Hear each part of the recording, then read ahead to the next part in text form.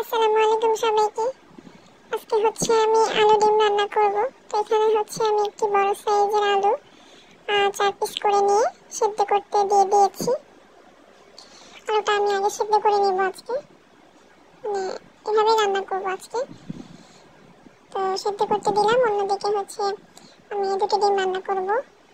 তো দুটো ডিম, দুইটা মরিচ, কাঁচা মরিচ আর পেঁয়াজ কেটে নিয়েছি আমি।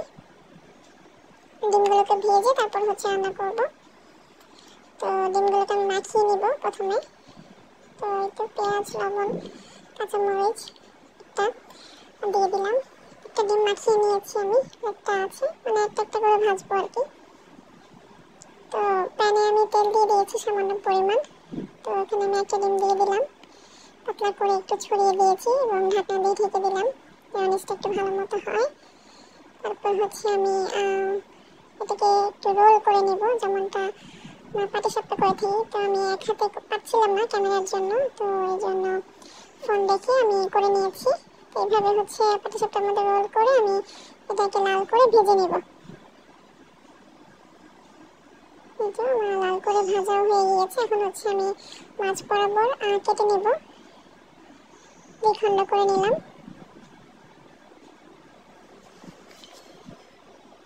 তারপর আমি এটাকে তুলে নেব, যেহেতু ভাজা হয়ে গিয়েছে। এটা আমি তুলে নিয়েছি এবং আরেকটা ডিম আমি ভেজে নিয়েছি সেম ভাবে। আলু সেদ্ধ হয়ে গিয়েছে, নামিয়ে নিয়েছি। তো এখন আমি কড়াইতে পেঁয়াজ দিয়ে দেব। কিন্তু সামান্য তেলে আমি কিছুটা পেঁয়াজ দিয়ে দিয়েছি এবং পেঁয়াজটা কিছুক্ষণ ভেজে নেব।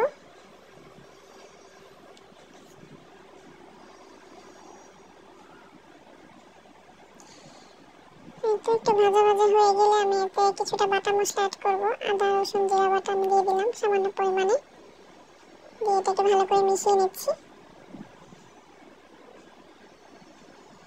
তারপরে আমি এতে সামান্য পরিমাণ পানি দিয়ে দেবো। পানিটা মিশিয়ে আমি এতে সব গুঁড়া মশলাগুলো অ্যাড করবো এখন। হলুদ, লবণ, মরিচের গুঁড়া, ধনিয়া গুঁড়া সব দিয়ে নিয়েছি একবারে। দিয়ে এটাকে আমি ভালো করে মিশিয়ে নেব, মশলাটাকে ভালো করে একটু কষিয়ে নেব। তো মশলাটা এরকম কষে আসলে, তেলটা একটু উপরে উঠে আসলে আমি সেই আলুগুলো আর কি একটু ভেঙে ভেঙে এতে দিয়ে দেবো। এই যে এভাবে একটু হালকা ভেঙে ভেঙে দিয়ে দিয়েছি। ডিম সেদ্ধ করেও আসলে এভাবে রান্না করা যায়, আজকে আমি একটু অন্যভাবে করলাম।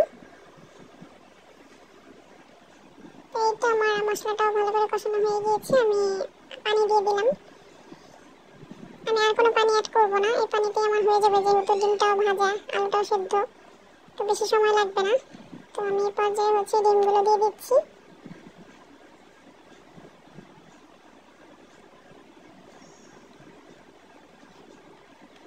ডিমটা দিয়ে আমি ঢেকে দিব আর কি।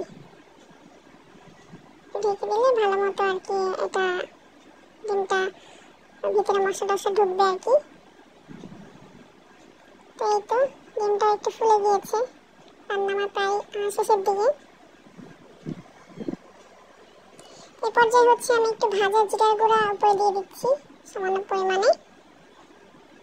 এই তো দিয়ে দিয়েছি। এখন এটাকে ভালো করে একটু মিশিয়ে নিলে আমার রান্না কমপ্লিট। কার কেমন লাগলো জানাবেন। তো রান্না হয়ে গিয়েছে, আমি চুলাটা বন্ধ করে দিয়েছি। খুবই সিম্পল একটা রান্না আজকে।